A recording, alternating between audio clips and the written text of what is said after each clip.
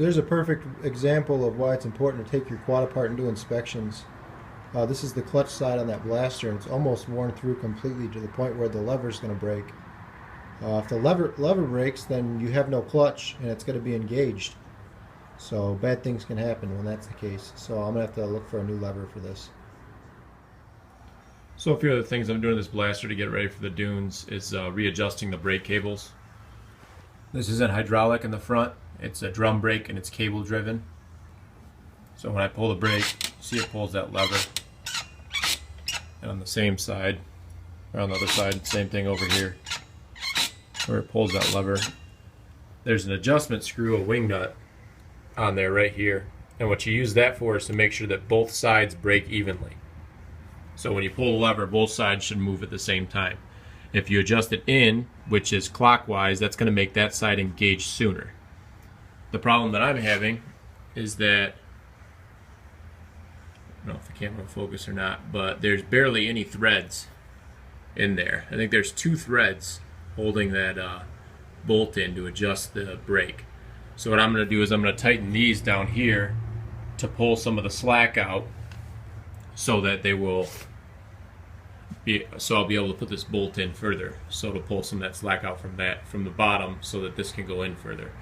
Now this comes down in one cable and then splits off into 2 right here. I peeled this cover back and sprayed some PB Blaster in there so that it'll go down and lubricate those cables a little bit better, because this clutch or this braking system was extremely squeaky and extremely rough. So hopefully that'll fix some of the problems as far as the brakes go.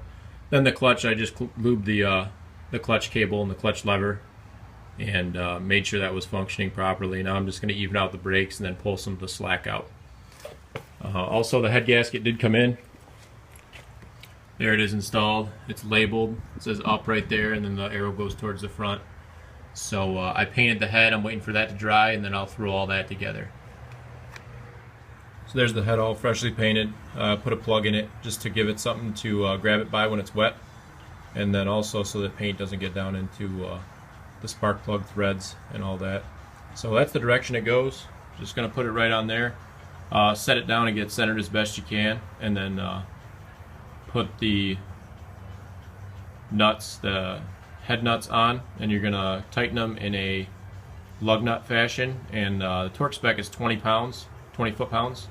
And after that, you're going to want to ride it and then recheck the torque on it, because the tolerances can change and the bolts expand and contract, and the gasket reforms. So definitely need to make sure that you retorque it. That's probably why this head gasket leaked in the first place, because it wasn't retorqued. Now I'm going to install the new spark plug.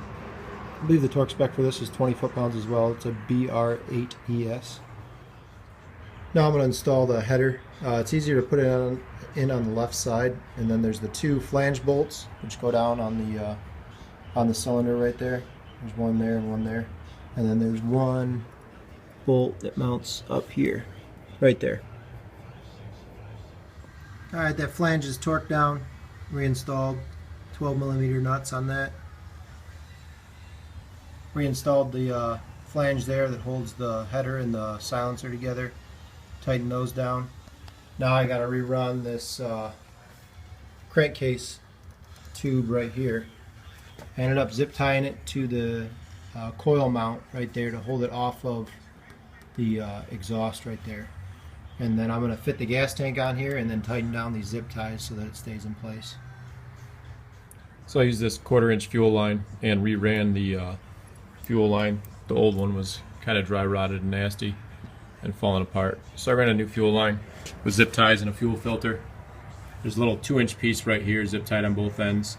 The fuel filter actually comes out to right here.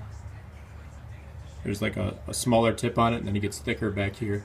So I put a zip tie right in between those 2 parts. Then did another one on the other side, which you can see right there. Then ran the fuel line. It kind of loops back. Zip tied it right there so it doesn't move. And then ran it into there and zip tied it so it doesn't move. Turned it on. As you can see, there's fuel right there. I like fuel filters. Some people don't. Some people think it slows down fuel flow, but the fuel flow is slowed by the most restrictive point, which is where the needle is in the carb, which is a little bit bigger than a pinhead. So there's no way that the fuel flows slower through this than it does through that needle in the carb. So people that say that just don't know what they're talking about. It does help in really sandy conditions where sand can get stirred up or can get on the rim of your fuel tank when you go to fill it, and then it gets washed in, and none of that's good for your cylinder. It's not good for your carb. It can cause leaks and all kinds of problems. So that gets rid of 99% of your carburetor problems that don't involve something else other than fuel, if it's an air problem or a loosened screw or something like that. So that's the new fuel system we're running. It should work pretty well. I can't imagine having any problems with it.